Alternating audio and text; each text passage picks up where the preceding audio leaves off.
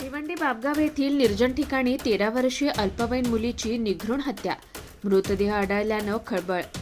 भिवंडी कल्याण सीमेवरील गांधारी पुलानजीक बापगाव या गावातील कब्रस्तान परिसरातील निर्जन स्थळी एका 13 वर्षीय अल्पवयीन मुलीची निघृण हत्या झाल्याची घटना मंगळवारी सकाळी उघडकीस आली आहे. या घटनेने संपूर्ण परिसरात खळबळ उडाली असून घटनेची माहिती मिळताच स्थानिक पडघा पोलिसांचे पथक घटनास्थळी दाखल झाले.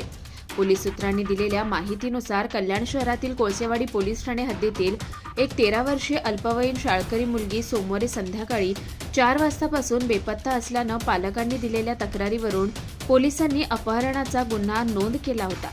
या अपहरण झालेल्या मुलीचा शोध स्थानिक कल्याण पोलीस घेत असतानाच मंगळवारी सकाळी या मुलीचा मृतदेह बापगाव येथील कब्रस्तान नजीकच्या निर्जन स्थळी आढळून आलाय.